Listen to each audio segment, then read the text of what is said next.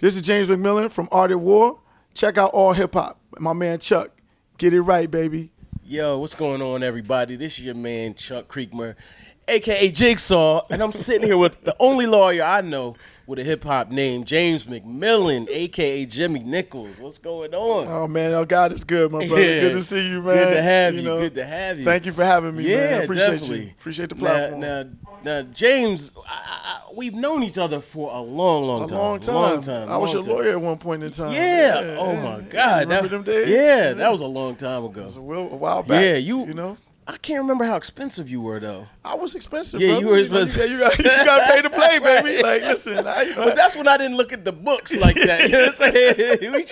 we just throwing money everywhere. Nah. You can't be cheap in New York, baby. No doubt. It just is what it is. You either got the money or you don't. You know, but y'all had it. Yeah. Listen. Yeah. Boy, back in the day. Great times. God is good. Yeah, still good times, man. Yeah, back in the Beasler era. The Beasler era, the Black Entertainment Sports Lawyers Association. I haven't gone in a minute. Really? To any of the I went about outings. 2 years ago, bro, and it was actually really a cool, positive experience. Yeah. It seemed like I hadn't missed a beat. It's in, a lot of young energy there, young entertainment attorneys and sports lawyers and a lot of good knowledge and a great network. It's funny. I just had a breakfast with a brother, one of the partners at William Morris, one of the black partners. Okay. And Kevin Shivers. Shout out to Kev. Okay. But we were just talking about the fact that in order to kind of build yourself in the entertainment space, in the black entertainment space, I think it's a good idea to participate in Beasler. Yeah, right? absolutely. Yeah. Yeah. All right, well, let's get into it. So, the newest news with you is that you have a label now. Yes, now, yes. It took me a while for this to trickle to me. I don't know how I missed it initially. I don't know how you missed it either, brother. What's going on, man? You gotta give us the exclusive. If it's not exclusive, sometimes it'll just go through real quick. Chuck, whatever you need. Right. See, I need to tap in. I'll eat that. I'll eat that myself. I'm tapping back in right now. Okay, bet. So tell us about the label. So the label is, I've got a record label called Art at War. Art at War. Art at War, right. So it's not Art of War, it's Art at War. Yeah. And clearly it was inspired by Sun Tzu's book, Art of War. And essentially the motto is that we fight for our artists and we fight for the art and for the culture. Right. And so we've been building out. The first artist that we signed was an artist by the name of YBN Namir from Birmingham. Super talented brother. And then from him, we got involved in the entire YBN movement. And we signed YBN Almighty J from Houston. And then YBN Corday, who's having a phenomenal success right now. And then we've got an artist named Skate. And an artist named Juicy Fruit, and an artist named Prince Tech. Okay. Now, that's a lot of artists. We got a lot of heat. A lot of guys. We're associated with the heat. Yeah. And nice. all those guys are super talented. Right, definitely.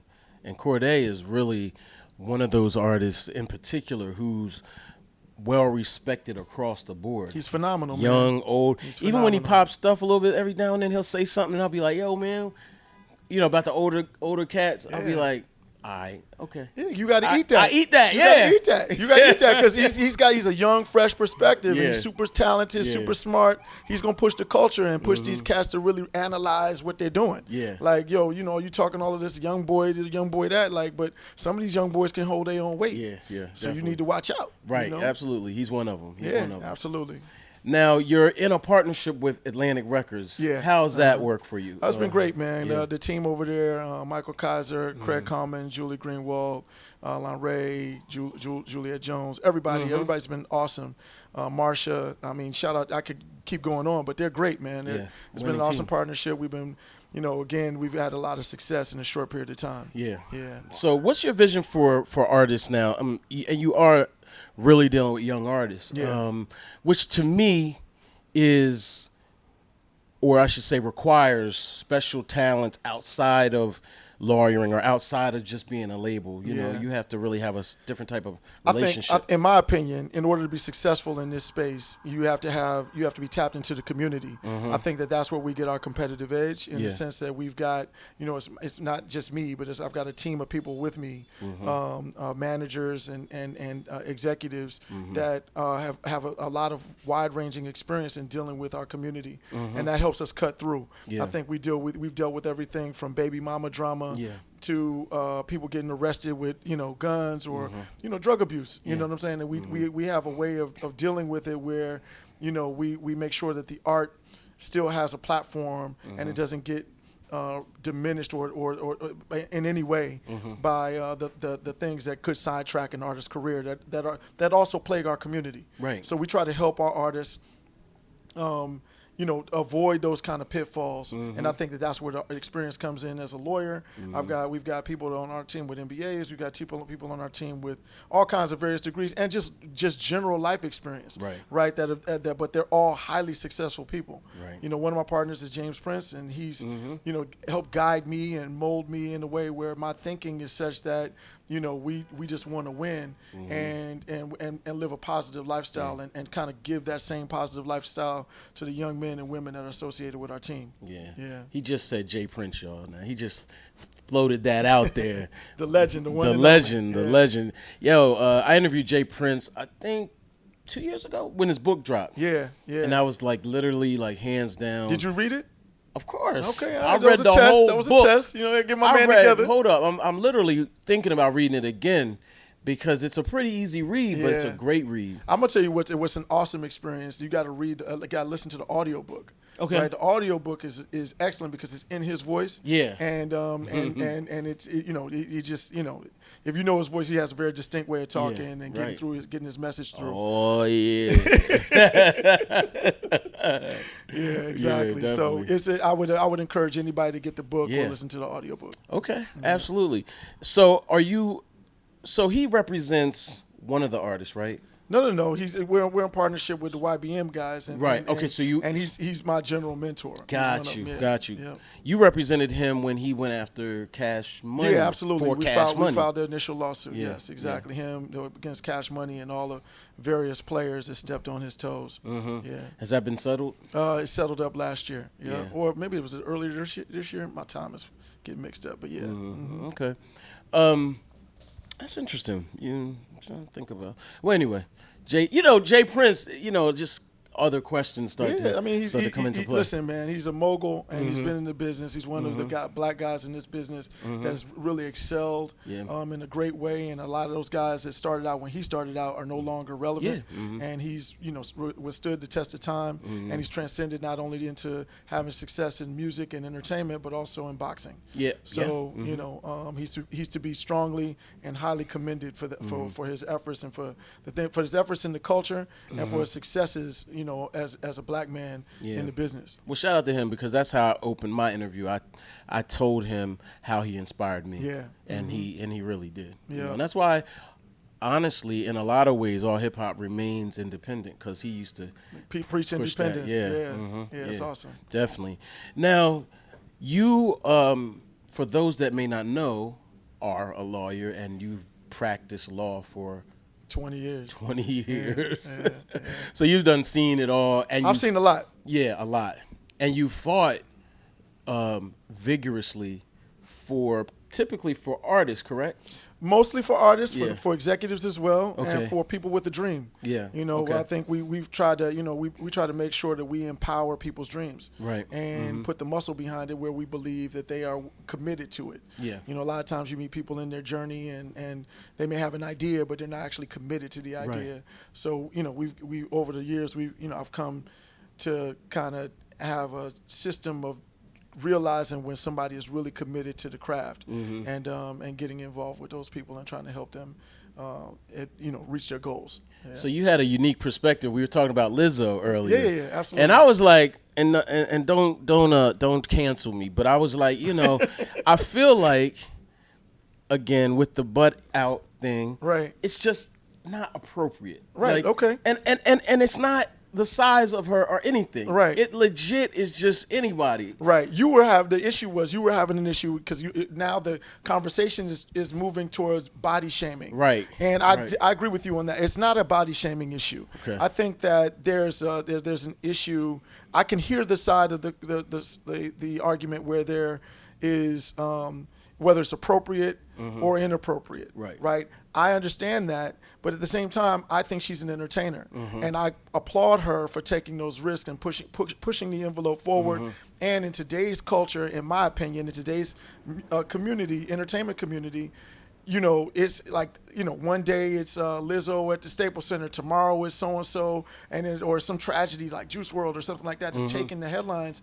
And for someone who's been nominated for all of these Grammys and has an amazing body of work that's being considered currently for the Grammys, Grammy voting did just start yesterday, or the day before, whenever it was. But at the end of the day, it's an active conversation, and to stay at the top of people's threads is not easy. You know what I'm saying? I'm not saying now you want to do anything like wild and crazy, but I don't think what she did, in my opinion, I don't think it was that inappropriate. So what you're saying is do what you got to do to get the press and the headlines, but maybe not too far. I think that, listen, at the end of the day, we're talking about the Staples Center incident, right? At the end of the day, it's consistent with who she is and who she's presented herself to be as an entertainer. Right? It's not like she was doing something that was wildly, you know, out of pocket. You know what I mean? But she had fun, and a lot of people enjoyed it. But I also hear and respect the other perspective where people were there. Oh, I heard somebody on a radio personality saying that,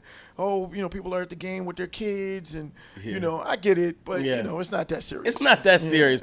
I just thought I felt like it was funny because they were comparing her to this wrestler. I'm not into the wrestling like that. But WWE, this Rick Shee or something, I don't know, but he used to sit on people's faces. I love the WWE. I love wrestling. Wrestling is comedy. It's a great entertainment platform. It's just ridiculous. But you mentioned Juice WRLD, the tragic passing of a young, super talented artist. Speculation is drug related. A seizure at 21 at the airport. What are your thoughts on that? And generally, what do you do to avoid it with your artists? What we try to do, you know, is try to make sure that that our artists, if we have an idea that the artist is abusing drugs, we make sure it's an uncomfortable space for them, like around us. Like, I definitely understand the various kind of issues that managers and executives go through when they're involved with a talented person who's bringing in the income, and at the same time he's got his vices that, you know, could be, you know, detrimental to not only his career but also to his or her health, you know, in general. So at the same time, you have to harken back to when you began the relationship. Was this person someone that you knew going into the relationship were they on drugs, and you knew that this was maybe short-lived, or was this somebody? Are you actually someone who's trying to help this person? So I think that, you know, it really boils down to what you want your legacy to be. Do you want your legacy to be someone who was on call or on duty when this, you know, when somebody, you know, kind of abuses drugs and then they end up taking their life? You know, do you want that to be a part of your legacy? I mean, or do you want to be the person that stood up in the room, stood tall, back strong, and I was like, look, man, you know, all of that stuff you're doing, I hear you, it's all good, but I'm not with that. And you know, to me, as you know, as a manager of men and women, right? Because that's what we do. We're in the people business, right?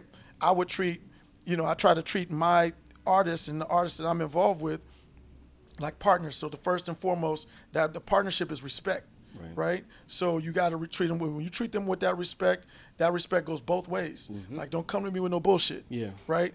We got a job to do. We're gonna go here and do it. We're gonna have clean fun. Now things come up, but you know, at the end of the day, like, you know, when you add all these other elements to the game, and you're, you know, now you're abusing drugs or carrying guns, and like, that's not. I didn't sign up to be a gangster. I didn't sign up to be a drug dealer. You know what I'm saying? I got out of a lot of things as a black man that I could have gotten into, right? And I did this in particular because this is a healthy, clean way of making a living, and it's and it's fun. You know what I mean? Absolutely. And if you got a real talent, talent, man. It's an awesome thing to be able to have a platform to, you know, share your talent with the world and make money. Absolutely. And change your generation. Like change. Like, hopefully break the generational curse of poverty that a lot of people in our community suffer from. You know.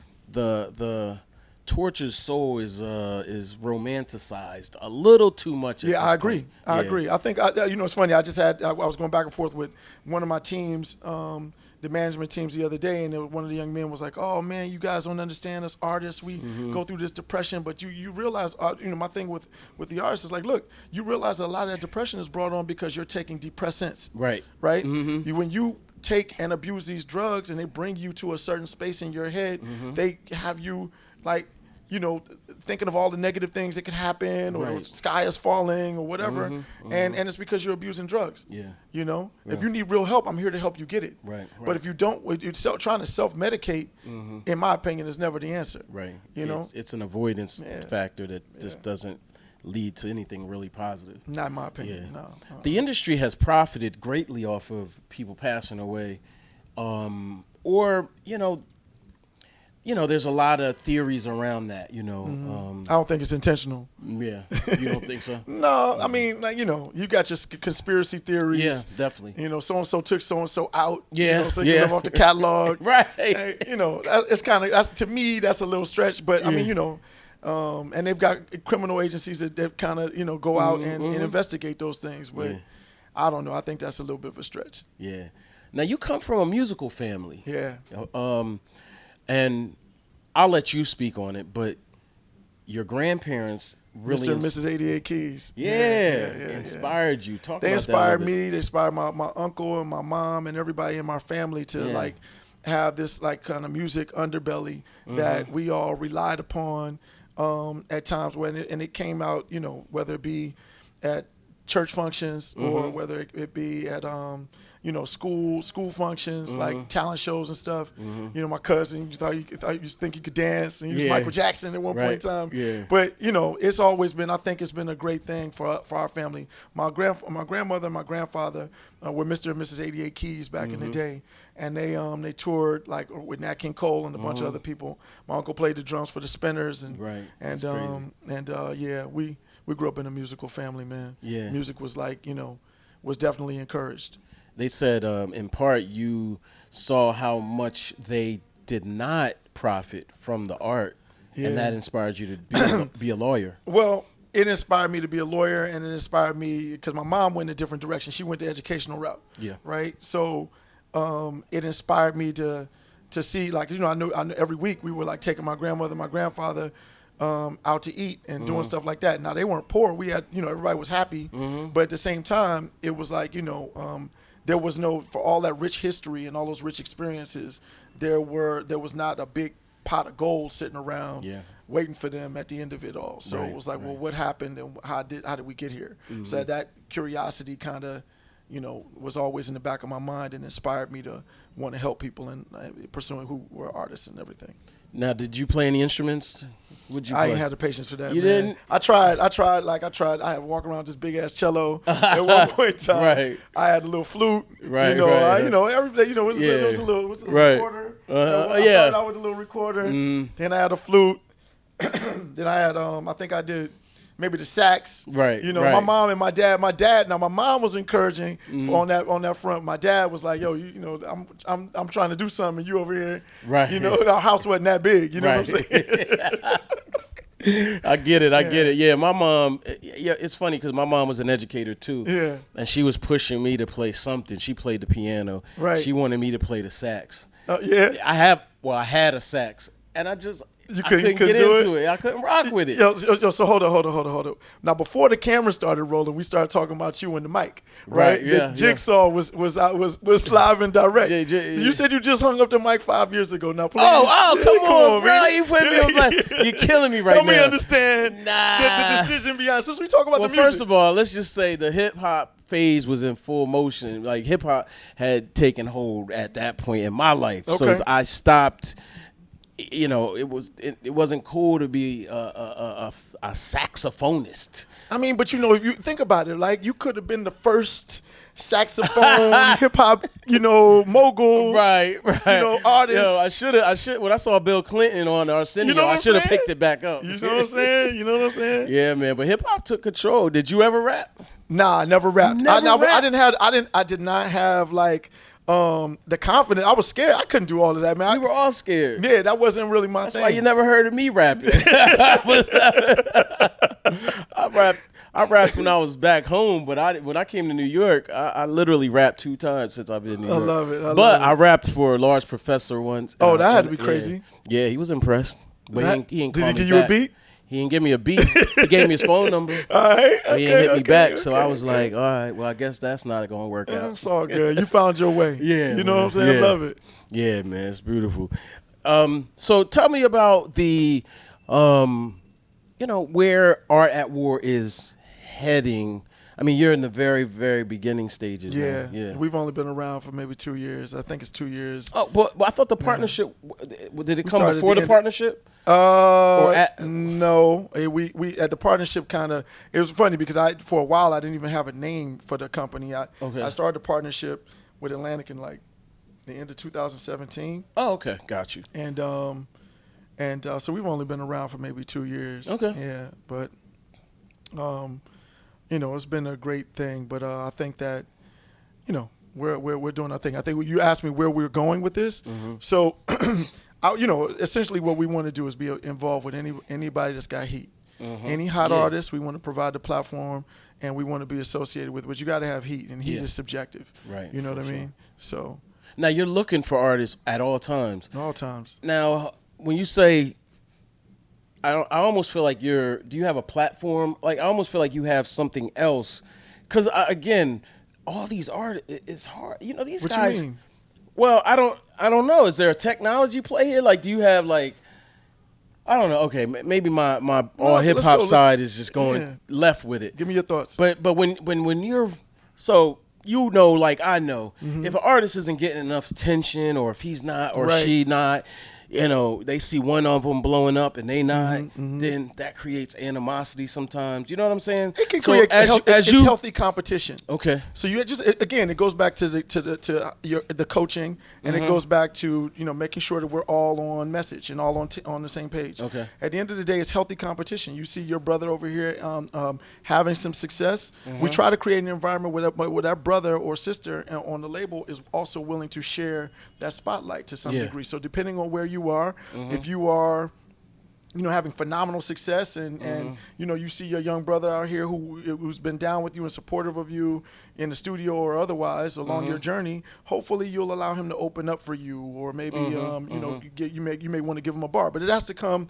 naturally, so that it's organic, so it's not we're not forcing anyone to do anything. Okay. And so it's respect. Again, it's respect of their craft, and at the same time, if they're feeling like, if an artist is feeling like, look, you're not paying me enough attention, we try to make sure that we address all of those things, and make sure that each artist gets their own platform and their own ability, their own opportunity rather, to do their thing. All right, so finish this sentence. Okay. Art at War is the new. Is a new record label of the future, baby. Nah, come on, baby. All right. Was that a letdown? All right, I was trying to lead you into. Is it something you want me to say? I wanted you to say. I wanted you to say, Art at War is the new Death Row Records. Nah, B. We got our own. I respect the Death Row. Respect all of them. But let me tell you why I say that. Please. Take Suge out the mix. Yep. Take Suge out. Musically, those guys used to sleep in the studio. Yep. They had a real bond. You know what I mean?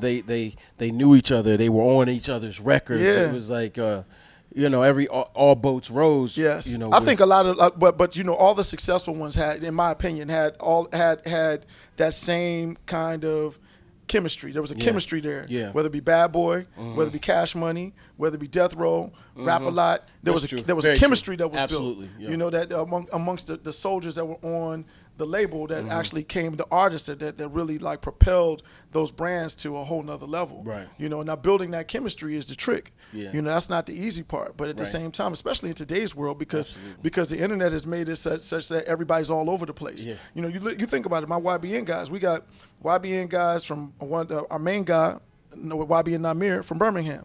And you got Jay from Houston. You got Corday from DC/North Carolina, like that whole southeast region. And at the end of the day, it's like they came together online. Yeah. Right. Right. So you know, creating that kind of chemistry and recognizing where you are currently, like where the business is, you know, you've got to, it's a challenge, you know, and then when, you know, by the time, a lot of times Namir came in the door with a hit. Right. You know, you come in the door with a hit, you got to go out and service that hit. So you running around all over the country and all over the world to promote that record. That's a 2-year run. He's just starting to come down from that. Right, you know what I mean? And now we're cranking up to put him back out again. Okay. So like the time that he gets to kind of really kind of build with his brothers is tricky. Let alone the people he's just meeting on the label, like his label mates, right? So you hope that they get an opportunity to build and bond, and that there's a general respect there amongst them, and he's been gracious enough to, like, a lot of times allow people to open up for him. Nice. You know, but at the same time, shout out to Machine Gun Kelly. Machine Gun Kelly did the same thing. He was gracious enough to allow Namir to share the stage with him. Nice, so nice. You know, it was all good. Now Jay was involved in a situation here in the city. Which Jay? Almighty Jay? Yeah. Yeah.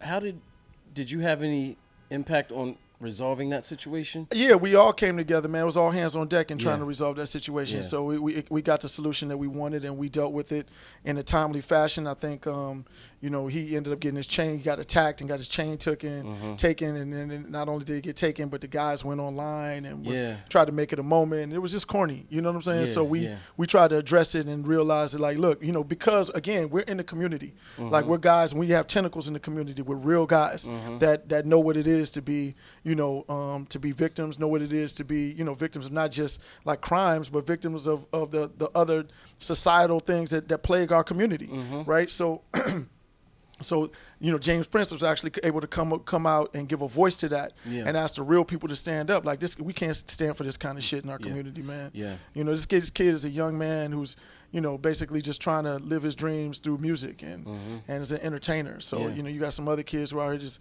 jealous and wanted to make him a victim and get some notoriety from it. So I think they got the wrong kind of notoriety, and that's why they turned it back over. Yeah. That was the one time I saw Jay Prince kind of almost out of his character, almost, because he was going so hard on social media. Well, the thing is that, again, you know, I think that, you know, James he's dealt with things over the years a certain way, and I think that a lot of people forget because he hasn't. You know, it's not often that he has to tap into that. Yeah, you know what I mean? Because again, people generally, you know, he leads with respect, and people respect him in return. So. You know, when they were talking trash for a minute too. I mean, who's they? The kids. Yeah, the kids. But look how it got resolved. It got resolved. Those were immature kids that don't know nothing. Yeah. You know? No. I mean, true facts. So at the end of the day, I had a lot of people calling me, and it was like, listen, man, you calling me with some negativity. Like, you know, it's a whole nother side of me. You're not going. I may not make you comfortable, but at the end of the day, I'm gonna speak my mind. Yeah. And you know, so it worked out, and God is good, and we keep it pushing. He evoked God is good, y'all. That's what we do. You know no doubt. Now, how are you and Machine Gun Kelly? Now, I've been hearing rumblings of lawsuits and. Yeah, we got a business dispute. You know what I'm saying? That's my brother. Love him to death, but you know, we just disagree on some issues, and hopefully it'll get resolved soon, and we'll keep it pushing. Now, do you represent him in any way now, or is he? I mean, we're partners in the company, so you know, in the instance where, you know, we have our rights are intertwined and things of that nature, then we both represent each other in that sense. What company is that? EST 19XX. The clothing or the? No, it's the brand. It's the furnishing company that furnishes his services. Got you. Yeah. Got you. Okay. All right. You know, he was. Actually, we talked when he was in his Eminem situation. Oh, yeah. You know, to this day, it's an unpopular opinion. What's an unpopular opinion? To me. Yeah. But I feel like he got him in that battle. He did get him. I mean, at the end of the day, listen, bro. At the end of the day, hands down, the boy can rap. Yeah. Like, so at the end of the day, we won that battle, hands down. So, like, shout out to whoever you want to shout out. Hoodie, bro. Yeah, listen, you know what it is, and everybody knows what it is. I'm like, there's no wavering. There's no like ifs, ands, or buts on my side. You know what I'm saying? I don't sit in the middle of the fence. None of that. You know, I'm riding with my man. It is what it is. That's good to hear, man. Yeah. Who else wants some smoke? Good. Right. Who wants some smoke? Well, Nick Cannon does, because he's actually out here right now. Now, he's not as Nick is my man. I like Nick too. Nick love is cool Nick as Cannon. fuck. Yeah, I like Nick. But he I think he admits that he's not quite the MC that he used to be. That can take and Eminem. I mean, but he stepped in the arena, but so I respect that too. I'm sure he's going. Em's going to have a response. It's good for you hip think hop. Em's going to have a response? Maybe. I mean, I don't why think not? so. Why not? I mean, like, okay, this. Like, hip hop is whoever steps in the ring. Right. Right? Yeah. Right? Am I wrong? You're right. Like, if somebody stepped in the ring with Jigsaw, is Jigsaw going to get him or what? Jigsaw going to handle business. Yeah, thank you. If it came to it, I would go at him like on some hip hop stuff. As you should. Without hesitation. As you should. Right. You know what I'm saying? So it is what it is. But, shout out to Nick. We'll see how it plays out. Yeah, definitely. All right, man. Well, look, tell everybody where they can get you on social media, and give the artists some wisdom, because you've been in this game for a minute. You're a great person. Thank you, man. You know what I'm saying?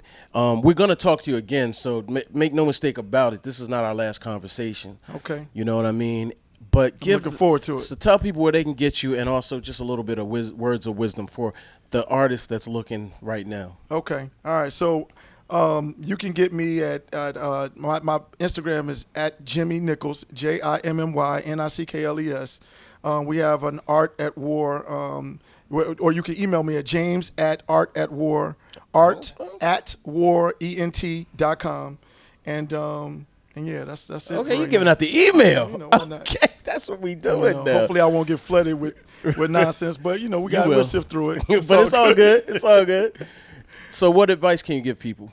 I think the advice the main advice is just to keep pursuing your dreams. If you got a dream and you're passionate about it, try and get involved with the right people, right? Try to stay on path. Try not to get, derailed by doing things that are, like drugs and guns, getting involved with the wrong side of the culture, right? Because that stuff is limited in where it can go, right? So, and just, stay on path and keep, have faith in your dreams and your goals. Yeah. Yeah, and the right people will find you. Okay. Yeah. Well, I appreciate you, man. Yeah. Thanks a lot. I appreciate you, man. Yeah. I appreciate the platform, Chuck. All right. One love, my brother. All right. Salute. Salute.